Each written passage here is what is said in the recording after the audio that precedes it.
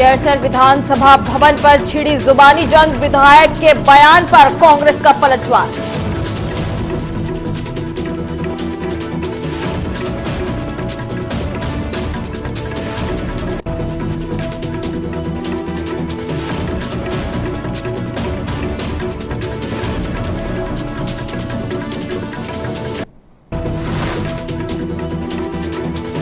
अग्निवीर योजना के खिलाफ कांग्रेस का हल्ला बोल, उत्तराखंड में होगा बड़ा आंदोलन।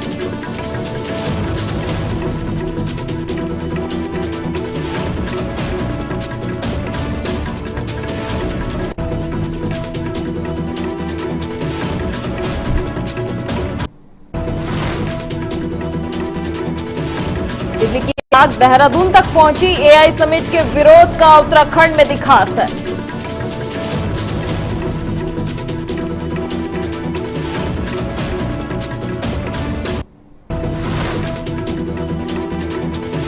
नौ मार्च से गैरसैंण में विधानसभा का बजट सत्र शुरू, उससे पहले सियासी पारा हाई।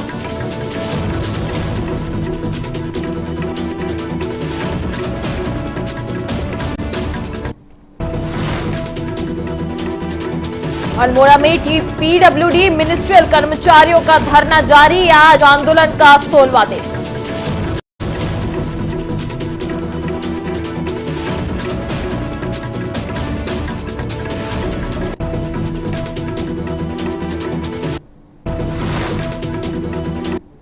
नमस्कार, आप देख रहे हैं न्यूज टीवी इंडिया और मैं आपके साथ श्रेयोशी। चलिए बुलेटिन की शुरुआत करते हैं आज की अहम खबर के साथ, जहां देहरादून से बड़ी खबर सामने आ रही है। बता दें, बीते दिनों लैंसडाउन से विधायक महंत दिलीप रावत ने गैरसैंण में बने विधानसभा भवन को लेकर सवाल उठाए थे। उन्होंने कहा था कि गैरसैंण में ऑक्सीजन की कमी महसूस होती है, जिससे कई लोगों को दिक्कत हो सकती है। अब इस मुद्दे पर कांग्रेस ने सरकार पर निशाना साधा है। बता दें, कांग्रेस के प्रदेश अध्यक्ष गणेश गोदियाल ने कहा कि अगर सरकार को लगता है कि वहां ऑक्सीजन की कमी है तो बीमार विधायकों के लिए वहां ऑक्सीजन की व्यवस्था करनी चाहिए। उन्होंने तंज कसते हुए यह भी कहा कि अगर सरकार यह इंतजाम नहीं कर पाती है तो कांग्रेस खुद गैरसैंण में ऑक्सीजन की व्यवस्था करेगी। इधर प्रदेश अध्यक्ष ने बताया कि इस मामले में उनकी महंत दिलीप रावत से बात भी हुई है। अब सवाल यह है कि क्या सच में गैरसैंण में ऐसी कोई समस्या है या फिर यह सियासी बयानबाजी है। फिलहाल इस मुद्दे पर राजनीति गरमाई हुई है।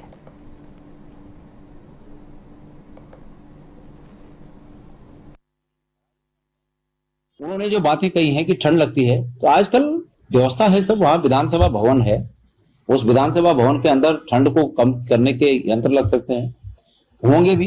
ऑक्सीजन की कमी, दूसरा ऑक्सीजन की कमी का उन्होंने, हो सकता है उनका स्वास्थ्य ठीक ना हो। एक स्वस्थ व्यक्ति के तो गैरसैंण में मुझे नहीं लगता कि ऑक्सीजन की कोई कमी है, लेकिन फिर भी किसी ऐसे व्यक्ति के लिए जिनका स्वास्थ्य ठीक ना हो, मेरी उनसे बीच में बात हुई एक दिन, उनका स्वास्थ्य मुझे पता चला कि ठीक नहीं, तो मैंने उनसे फोन पर वार्ता की कि आप कैसे हैं, ठीक है? उन्होंने कहा ठीक है। पर एक अस्वस्थ व्यक्ति के लिए ऑक्सीजन की भी व्यवस्था हो सकती है। मैं उम्मीद करता हूं कि सरकार ये व्यवस्था करेगी, और नहीं करेगी तो मैंने ऐलान कर रखा है कि कांग्रेस पार्टी ये व्यवस्था करने के लिए तैयार है। पर ऐसी स्थिति नहीं है कि भरारीसैंण में सत्र आयोजित करने में ऑक्सीजन बाधा हो या ठंड बाधा हो। चलिए खबरों में आगे बढ़ते हैं। अब खबर मसूरी से है, जहां अग्निवीर योजना को लेकर कांग्रेस ने प्रदेश भर में आंदोलन का ऐलान किया है। बता दें, भारतीय राष्ट्रीय कांग्रेस के सैनिक प्रकोष्ठ के प्रदेश अध्यक्ष कर्नल रामरतन नेगी ने मसूरी में प्रेस वार्ता कर कहा कि 4 साल की सेवा वाली अग्निवीर योजना से सेना की परंपरा और व्यवस्था पर असर पड़ सकता है। उन्होंने कहा कि सेना में लंबे समय की सेवा से ही अनुभव और मजबूत सिस्टम बनता है। अगर जवान सिर्फ 4 साल बाद बाहर हो जाएंगे तो उनके भविष्य को लेकर सवाल खड़े होंगे। इधर कर्नल नेगी ने देश के पहले सीडीएस विपिन रावत का जिक्र करते हुए कहा कि सेना से जुड़े बड़े फैसले सोच समझकर और सबकी राय लेकर होनी चाहिए। उन्होंने आरोप लगाया कि योजना लागू करने से पहले युवाओं और पूर्व सैनिकों से पूरी बात नहीं की गई। कांग्रेस अब सैनिक परिवारों और युवाओं के साथ बैठक कर राज्य भर में रैलियां करेगी। हालांकि उन्होंने साफ कहा कि आंदोलन शांतिपूर्ण रहेगा। अब यह देखना होगा कि इस मुद्दे पर सरकार क्या जवाब देती है।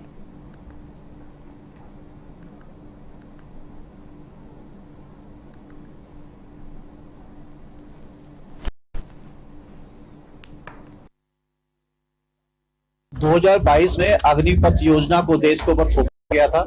थोपा गया इसलिए बोलूंगा क्योंकि नीचे से इसके लिए कोई सजेशन, कोई रिकमेंडेशन नहीं थी।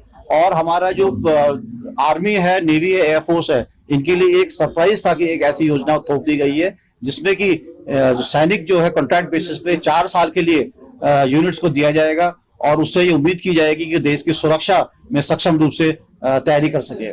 इसके दुष्परिणाम बहुत हैं, जिसके बारे में 2022 में ही ये हमारे माननीय राहुल गांधी जी ने बोल दिया था, जैसी हमारी सरकार आएगी इसको योजना को हम बंद करेंगे, पुरानी योजना को बहाल करेंगे।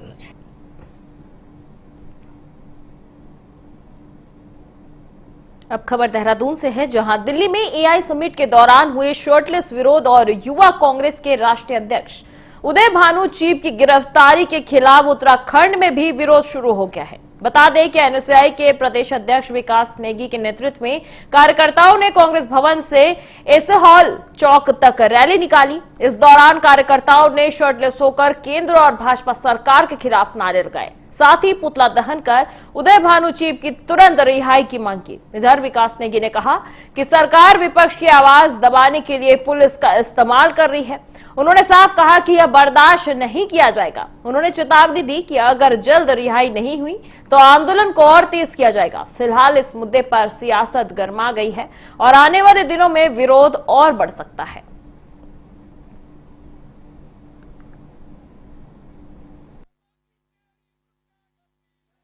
देखिए, आज जो हमने पुतला दहन कराया है, इसका मुख्य कारण जो है, आपने देखा होगा अभी कुछ दिन पहले एआई की जो समिट चल रही थी, उसमें यूथ कांग्रेस के कार्यकर्ताओं द्वारा एक शांतिपूर्वक तरीके से शर्टलेस होकर एक आंदोलन किया गया था और वो वहां पे जाकर अपना विरोध प्रकट करा।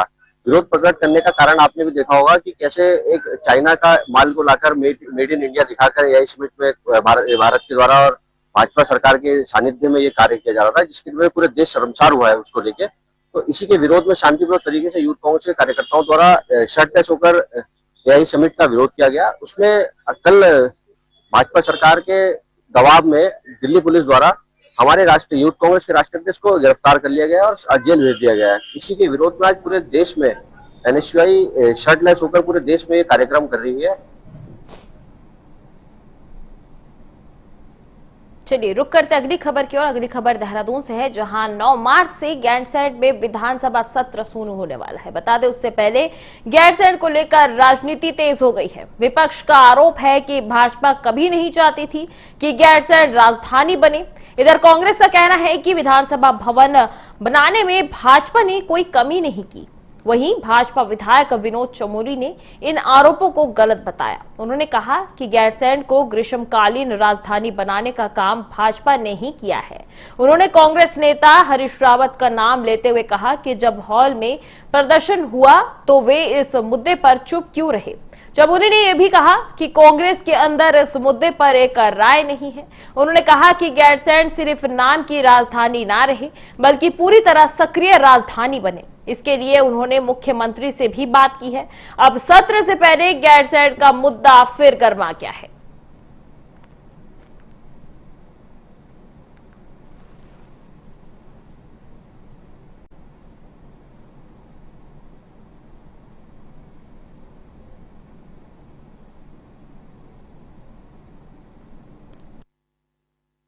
भाजपा ने वहां ग्रीष्मकालीन राजधानी बनाई।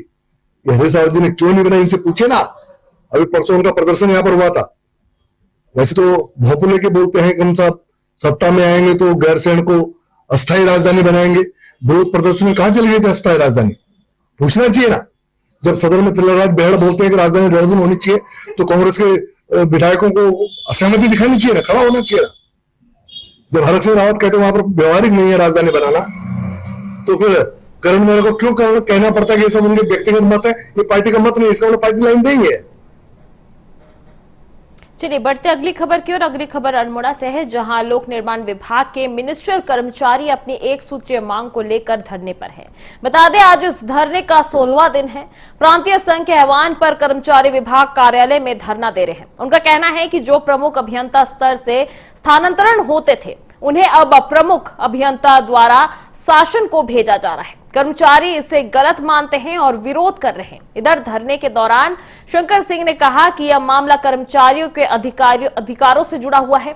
वहीं मनोज जोशी और धीरेन्द्र पाठक भी धरने में मौजूद रहे और उन्होंने भी कर्मचारियों की मांग का समर्थन किया। इधर कर्मचारी अब भी शासन से इस मुद्दे पर सकारात्मक जवाब की उम्मीद कर रहे हैं। इधर धरना शांतिपूर्ण है, लेकिन सरकार से जवाब न मिलने पर आंदोलन और तेज हो सकता है। इस मामले पर प्रशासन ने अभी तक कोई आधिकारिक बयान नहीं दिया है।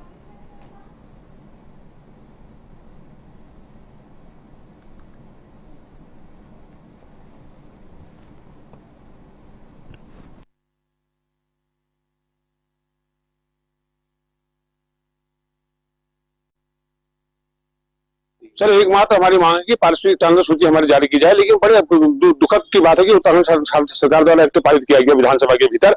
वो एक्ट 2017 में पास हुआ, 18 में लागू हुआ, लेकिन उस स्थान में जो शर्त है कि पारिश्रमिक स्टैंडर्ड कभी भी किसी भी समय हो सकता है, लेकिन उत्तराखंड शासनदारों को नहीं किया जा रहा है। बड़े दुर्भाग्य की बात है कि एक तरफ हम मीडिया में कहते हैं कि हमारी कहते हैं डबल इंजन की सरकार है और हम सारे कर्मचारी काम कर रहे हैं, और वही तरह आप देख रहे हैं लगातार 100 दिन से कोई सुनवाई नहीं इस राज्य में। हमको तो लगता है कि कहीं उत्तराखंड कहीं बिहार और झारखंड बनने की होने चले जाए, और हमको बड़ी इस बात का भी दुख है कि राज्य आंदोलन के लिए हम लोग 94 दिन की हमने यहाँ पर हड़ताल की थी, और आज देखने में आ रहा है कि वही हड़ताल के द्वारा लगातार अपनी मांगों को मांगनी बर्दाश्त कर रहे हैं और वही कोई सुनवाई हमारी नहीं हो पा रही है।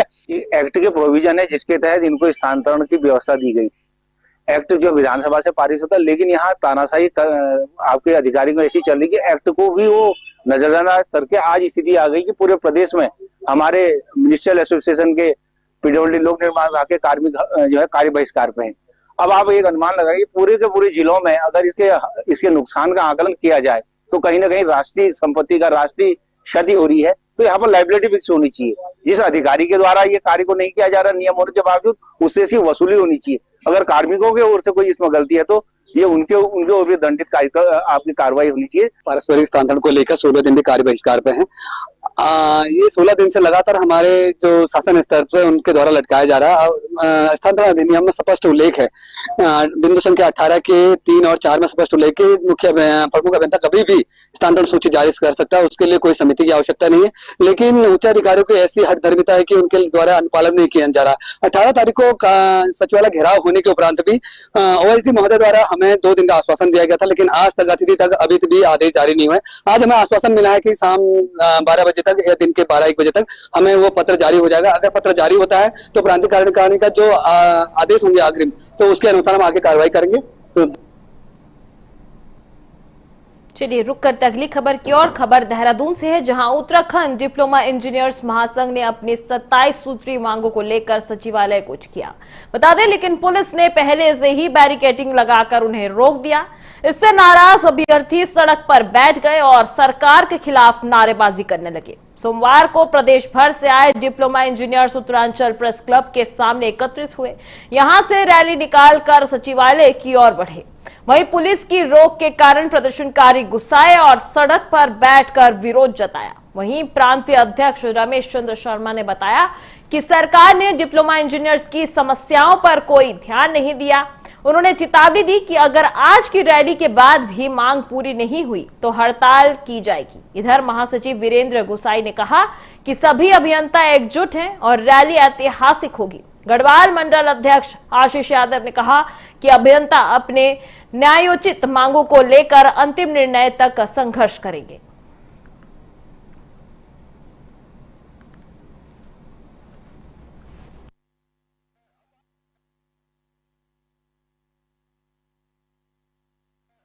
एक्ट बनाया है, हमारी मांग का स्थानांतरण एक्ट बनाया गया, लेकिन उस स्थानांतरण एक्ट में इतनी खामियां है कि हमारा जो इन्होंने पिछली बार क्या किया कि जो हमारा दूरस्थ में कार्यरत आदमी था उसके लिए ये कह दिया कि जब तक उसका प्रतिष्ठानी नहीं जाएगा तब तक कोई नीचे नहीं आएगा। और ये हो रहा है। स्थानांतरण एक्ट के समय जो ट्रांसफर होते हैं 1 महीने बाद शासन से वो ट्रांसफर कैंसिल हो जाते हैं। बाहरी जो हमारी कार्यदायी एजेंसियां हैं, हम चाह रहे हैं कि हमारे उनको जो कार्य दिया है। मैं आपको बता दूं, हमारा पेयजल निगम है, 2-3 महीने से उन लोगों को जो वेतन नहीं मिला है। तो अगर उनको कार्य मिलता, क्योंकि सेंटेज पे ही उनका अपना वेतन भत्ते चलते हैं, उसके बावजूद भी उनके लिए कोई वेतन भत्ता नहीं। हम कह रहे हैं कि उनका राजकीयकरण कर दीजिए, आप सारे विभागों का करते हुए राजकीयकरण कर दीजिए, वो भी नहीं हो रहा है। चलिए बढ़ते हैं अगली खबर की। तो अगली खबर रुद्रप्रयाग से, जहां केदारनाथ धाम यात्रा को लेकर तैयारियां अंतिम चरण में हैं। रुद्रप्रयाग के जिलाधिकारी विशाल मिश्रा ने तिलवाड़ा बाजार क्षेत्र का निरीक्षण किया। उन्होंने राष्ट्रीय राजमार्ग पर चल रहे काम और अतिक्रमण हटाने की स्थिति का भी जायजा लिया। इधर डीएम ने स्पष्ट किया कि राष्ट्रीय राजमार्ग की भूमि पर कोई अतिक्रमण बर्दाश्त नहीं किया जाएगा। इधर तलवाड़ा क्षेत्र में यात्रियों के सुगम आवागमन के लिए काम किया जा रहा है। अगर कोई दुकानदार या व्यवसायी एनएच की भूमि पर अस्थायी सामान या स्टॉल रख पाता है तो नगर पंचायत के माध्यम से चालानी कार्रवाई होगी। इधर विशाल मिश्रा ने कहा कि यह कदम यात्रियों की सुरक्षा और सुविधा के लिए जरूरी है। उन्होंने अधिकारियों को सख्त निर्देश दिए कि यात्रा शुरू होने से पहले सभी अतिक्रमण हटाए जाए। इस तरह यात्रियों के लिए रास्ता साफ और सुरक्षित बनाया जा रहा है।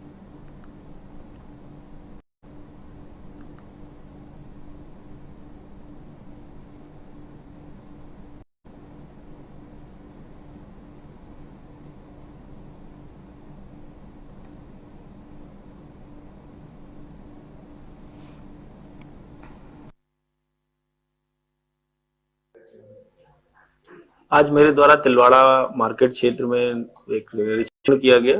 वहां पर एनएच का कार्य भी अभी गतिमान है।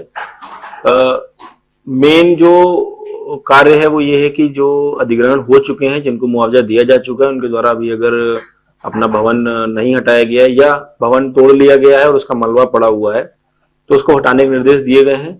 यदि हम उसको हटा लेंगे तो आगामी यात्रा में हमको काफी जगह सड़क चौड़ी मिल जाएगी, जहां पर हम पार्किंग की व्यवस्था और वाहनों के आवागमन में भी काफी मदद मिलेगी।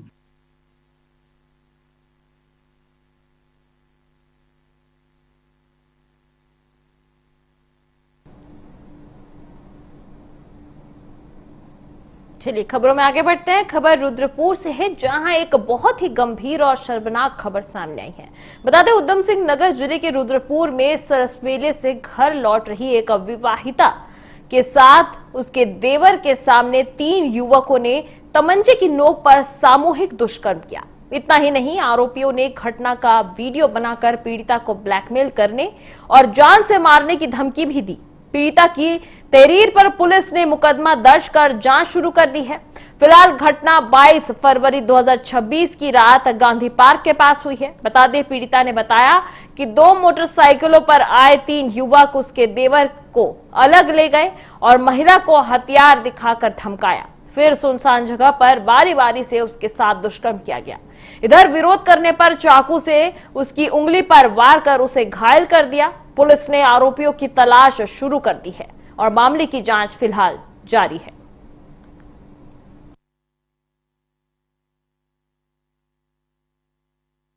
देखिए, मामला कोतवाली रुद्रपुर का है। इसमें हमें पीड़िता के द्वारा तहरीर प्राप्त हुई थी कि पीड़िता ने इसमें यह बताया है कि गांधी पार्क में मेला देखने के पश्चात वो अपने घर जा रही थी देवर के साथ में, और रास्ते में देवर के कुछ दोस्त उसको मिलते हैं और जबरन उसको एक अज्ञात जगह पर ले जाते हैं और वहां पर दुष्कर्म करते हैं। इस तहरीर के आधार पर हमने त्वरित कार्रवाई करते हुए मुकदमा पंजीकृत किया गया है सुसंगत धाराओं में। घटनास्थल मुआयना किया गया है, निरीक्षण किया गया है और वहां पे फोरेंसिक टीम द्वारा जो है साक्ष्य बरामद किए गए हैं, परीक्षण किया गया है। जो पीड़िता है उसका मेडिकल परीक्षण भी कराया गया है और इसमें जो नामजद अपराधी हैं और जो अज्ञात हैं उनके विरुद्ध दबिश दी जा रही है और जल्दी इनको गिरफ्तार किया जाएगा। अब खबर विकासनगर से है, जहां कुछ युवक बुलेट बाइक से साइलेंसर में फटाके फोड़कर स्टंट करते और शोर मचाते पाए जा रहे हैं। बताते इस पर हरवटपुर पुलिस चौकी ने कार्रवाई शुरू की है। पुलिस ने बुलेट बाइक चालकों की चेकिंग की और उन बाइकों को सीज किया जिनके साइलेंसर में बदलाव कर फटाकों जैसे आवाज निकाली जा रही थी। बता दें, पुलिस का कहना है कि यह न केवल शोर पॉल्यूशन बढ़ाता है बल्कि राहगीरों और स्थानीय लोगों के लिए खतरा भी बनता जा रहा है। इधर अधिकारियों ने चेतावनी दी कि आगे भी इस तरह की कार्रवाई लगातार जारी रहेगी। जो लोग बुलेट बाइक के साइलेंसर में बदलाव कर फटाकों जैसी आवाज निकालेंगे उनके खिलाफ कड़ी कार्रवाई होगी। इधर स्थानीय लोग पुलिस की इस कार्रवाई से बहुत खुश हैं और उम्मीद कर रहे हैं कि शहर में शांति और सुरक्षा बनी रहे।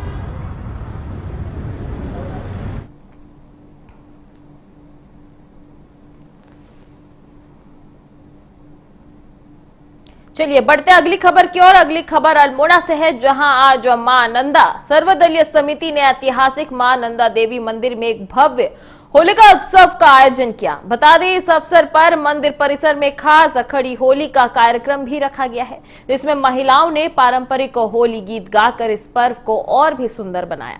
इधर वसंत पंचमी के साथ ही होली का उत्सव शुरू हो जाता है और अल्मोड़ा में भी अब होली ने अपना रंग पकड़ना शुरू कर दिया है। बता दें मंदिर परिसर में सजावट और फूलों की रंगत ने माहौल को और खुशनुमा बना दिया है। समिति के पदाधिकारियों ने कहा कि इस प्रकार के आयोजन लोगों में सांस्कृतिक जागरूकता बढ़ाता है और त्योहार की पारंपरिक मिठास को बनाए रखते हैं।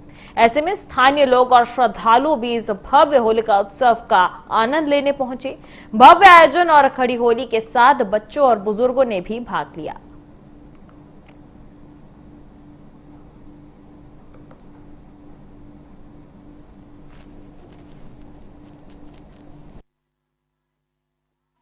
विगत वर्षों की बात ही जो है अल्मोड़ा सांस्कृतिक नगरी में जो है मां नंदा सर्वदलीय महिला समिति जो है खड़ी होली का गायन कराती है। तो इसमें जो है हर जगह की महिलाएं यहाँ पर एकत्रित होती हैं और अपने गिले शिकवे मिटा करके परस्पर एक दूसरे को अबीर का टीका लगाती हैं, होली गायन करती है, नृत्य करती है, स्वांग करती है। परस्पर होली जो है अपने प्रेम, भाईचारा और एकता को पिरोने का एक त्योहार है। तो अब उत्तराखंड के चंपावत जिले से खबर है, जहां खड़ी होली महोत्सव जिले चौबे होली भी कहा जाता है और इसी के साथ 2 दिवसीय कार्यक्रम इस दौरान आयोजन किया गया। बता दें इसका शुभारंभ मुख्यमंत्री पुष्कर सिंह धामी ने वर्चुअल माध्यम से किया है। मुख्यमंत्री ने कार्यक्रम को DSL स्टेडियम चंपावत में आयोजित किया गया था। इस दौरान उन्होंने वर्चुअल माध्यम से इसका शुभारंभ किया। वहीं छोलिया दल की अगवानी में झांकियां स्टेडियम तक पहुंची। सबसे पहले होलियारों ने शगुन गीत गाकर कार्यक्रम की शुरुआत की है, जिसके बाद जिलाधिकारी मनीष कुमार और अन्य गणमान्य लोगों ने मिलकर दीप प्रज्वलित किया। इस अवसर पर होली गायन का कार्यक्रम भी हुआ। बता दें मंच संचालन डॉक्टर BC जोशी ने किया है और उन्होंने मीडिया से बातचीत करते हुए कहा कि राजा चंद्रवंशी के समय से यह परंपरा चली आ रही है। कुछ समय पहले इस कार्यक्रम में शराब परोसने का प्रचलन बढ़ गया था, जिससे माहौल प्रभावित हुआ है।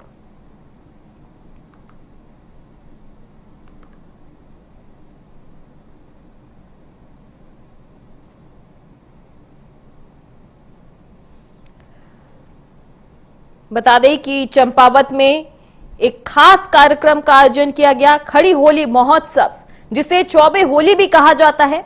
इसका 2 दिवसीय कार्यक्रम आयोजित किया गया है, जिसका शुभारंभ मुख्यमंत्री पुष्कर सिंह धामी ने वर्चुअल माध्यम से किया।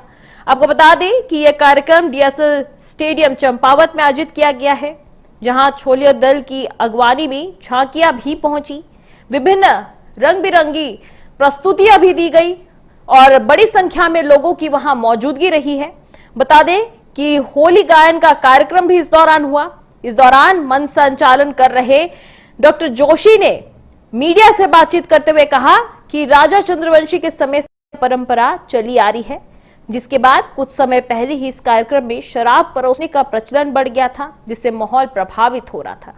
आप तस्वीरों में देख सकते हैं कि किस तरह से बड़ी संख्या में यहाँ पे लोग पहुंच रहे हैं और साथ ही इस कार्यक्रम को बड़ी ही धूमधाम से मनाया जा रहा है। बता दें वसंत पंचमी के बाद से ही होली का रंग उत्तराखंड के साथ साथ पूरे देश में होली का रंग हर जगह पे पसरा हुआ है। ऐसे में मुख्यमंत्री पुष्कर सिंह धामी की एक नई पहल देखने को मिल रही है, जहां खड़ी होली महोत्सव, जिसे चौबे होली भी कहा जाता है, इसका शुभारंभ उन्होंने वर्चुअल माध्यम से किया, जिसके बाद कार्यक्रम की शुरुआत हुई, रंग बिरंगी प्रस्तुतियां हुई और साथ ही लोगों ने होली का गीत गाकर लोगों का मन मोह लिया।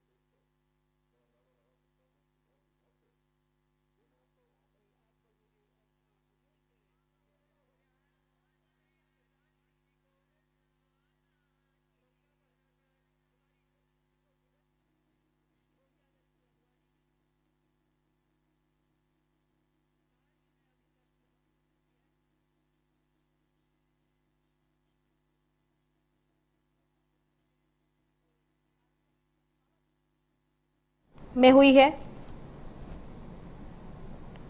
जहां वर्चुअल माध्यम से मुख्यमंत्री पुष्कर सिंह धामी ने इस कार्यक्रम की शुरुआत की। बता दें, यह कार्यक्रम खड़ी होली महोत्सव है, जिसे वहां चौबे होली भी कहा जाता था। बता दें कि ये कार्यक्रम 2 दिवसीय कार्यक्रम आयोजित किया गया है, जिसमें बड़ी संख्या में लोग पहुंच रहे हैं और साथ ही दूर दूर से लोग यहां पहुंच रहे हैं। वहीं इस दौरान झांकियां भी स्टेडियम में पहुंची है। ये कार्यक्रम डीएसएल स्टेडियम चंपावत में आयोजित की गई है, जहां विभिन्न झांकियों की प्रस्तुति की गई है। इसके साथ ही कार्यक्रम में होली गायन का भी इस कार्यक्रम की शुभारंभ हुई है। मैं डॉक्टर भवन चंद्र जोशी, हमारी कला एवं संगीत समिति इस बार से यहाँ पर होली महोत्सव का आयोजन कर रही है। जो तो ये 14 होली हमारे यहाँ बहुत प्राचीन काल से मनाई जाती थी। चंद राजाओं के शासनकाल में यहाँ पर 4 जमींदार लोग हुआ करते थे, जिनमें पारकी, गोरा, तराजनी और चौधरी लोग हुआ करते थे। इन चारों लोगों की होलियाँ चंद शासक के दरबार में आती थी और अपना होली गायन करती थी।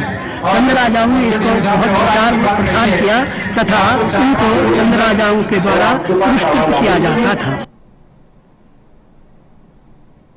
उत्तराखंड हाईकोर्ट नैनीताल में उपनल संविदा कर्मचारी संघ हल्द्वानी की अवमानना याचिका पर सुनवाई की। बता दें, संघ ने कोर्ट में बताया कि पिछले साल की खंडपीठ के आदेश का राज्य सरकार ने अभी तक पालन नहीं किया।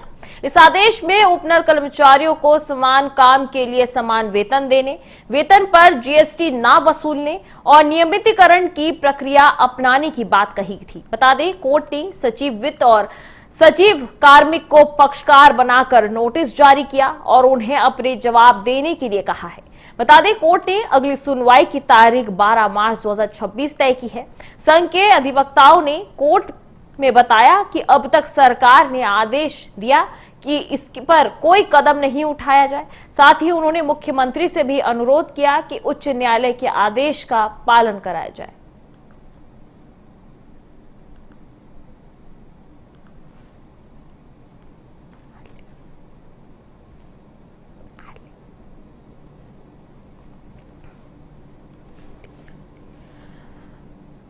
बता दें, नैनीताल हाईकोर्ट में उपनल संविदा कर्मचारी संघ हल्द्वानी की अवमानना याचिका पर सुनवाई हुई है। बता दें कि कोर्ट में बताया कि पिछले साल की खंडपीठ के आदेश का राज्य सरकार ने अभी तक पालन नहीं किया है। साथ ही आदेश में उपनल कर्मचारियों को समान वेतन और समान काम, वेतन पर जीएसटी ना वसूलने और साथ ही नियमितीकरण की प्रक्रिया अपनाने की बात कही गई। साथ ही इस दौरान कोर्ट ने अगली सुनवाई की तारीख 12 मार्च 2026 तय की है। इधर संघ के अधिवक्ताओं ने कोर्ट में बताया कि अब तक सरकार ने आदेश पर कोई काम नहीं उठाया। इस दौरान संघ के लोगों ने मुख्यमंत्री से भी अनुरोध किया है कि उच्च न्यायालय के आदेश का पालन कराया जाए।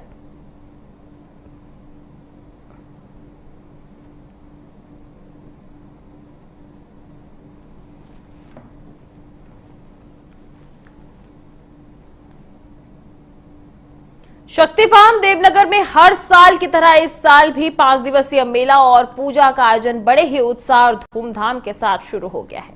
बता दें, मेले में बड़ी संख्या में श्रद्धालु और स्थानीय लोग शामिल हो रहे हैं। मंदिर परिसर और मेला स्थल को रंग बिरंगी रोशनी और सजावट से सजाया गया है, जिससे पूरा क्षेत्र उत्सवमय दिख रहा है। इधर पूजा अर्चना के साथ साथ मेले में विभिन्न सांस्कृतिक कार्यक्रम, झूले, दुकानें और खान पान के स्टॉल भी लोगों को आकर्षित कर रहे हैं। दूर दराज से आए श्रद्धालु पूजा में भाग लेकर क्षेत्र की सुख समृद्धि की कामना कर रहे हैं। हर साल की तरह इस बार भी मेले का आयोजन भक्ति और मनोरंजन का संगम पेश कर रहा है। बता दें कि 5 दिनों तक चलने वाले इस आयोजन में लोग आस्था और उत्साह का पूरा आनंद ले सकते हैं।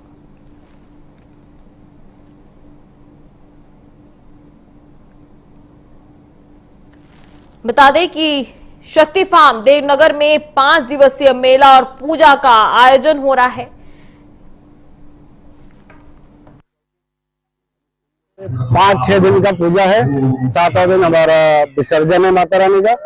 हम सभी मिलकर 15 दिन से इसी मेले की तैयारी पे लगे पड़े हैं, रात दिन एक कर रहे हैं कि हमारा माता का पूजा ठीक से हो, बढ़िया से हो। हमारा सर्दियों पूजा है, ये सदियों से हमारा बुजुर्ग लोग से होके आ रहा है, करके आ रहे हैं हम लोग। मेला भी लग रहा है हमारे यहाँ, मेला भी भव्य हो रहा है, पूजा भी अच्छा हो रहा है। हम लोग सोच रहे हैं कि सभी मिलकर हमारे गाँव वासी, पूजा कमेटी, ग्रामवासी सभी मिलकर हम लोग जो है इस पूजा को एक ऐतिहासिक बनाए कि हमारे ये पूजा का फोटो मीडिया के माध्यम से हर जगह जाए और हमारे इस गांव का, देवनगर का नाम रोशन हो और सभी सनातन धर्म वाले हमारे इस गांव का नाम करें कि हाँ यहाँ पे भव्य काली माता का पूजा वर्षों से चले आ रहा है, यही प्रथा चला के आ रहा है। धन्यवाद। अब खबर पौड़ी गढ़वाल के लक्ष्मण झूला से है, जहां 20 साल से लापता एक बुजुर्ग को लक्ष्मण झूला पुलिस ने उनके परिवार से मिलवाया। बता दें इससे परिवार के चेहरे पर खुशी और मुस्कान लौट आई है। जानकारी के अनुसार पुलिस टीम आज ऑपरेशन क्रैकडाउन के तहत इलाके में सत्यापन कर रही थी। इसी दौरान उन्हें एक बुजुर्ग व्यक्ति संदिग्ध और लावारिस अवस्था में घूमते हुए मिला। पूछताछ में उन्होंने अपना नाम गौरी जोशी बताया, निवासी उन्होंने नेपाल का बताया। इधर लंबे समय से घर से दूर होने के कारण उनकी पहचान कराना चुनौतीपूर्ण था। पुलिस ने धैर्यपूर्वक उनसे बातचीत की और स्थानीय स्तर पर विभिन्न माध्यम से पहचान की पुष्टि की। अंत में नेपाल से संबंध थाना से संपर्क करके बुजुर्ग की सही पहचान स्थापित की गई। इधर पुलिस ने गौरी जोशी के परिजनों को उनके सुरक्षित होने की सूचना दी। इधर परिवार तुरंत लक्ष्मण झूला थाना पहुंचे और जरूरी औपचारिकताएं पूरी होने के बाद बुजुर्ग को अपने घर ले आए। इधर 20 साल बाद परिवार अपने सदस्य को पाकर भावुक हो उठे।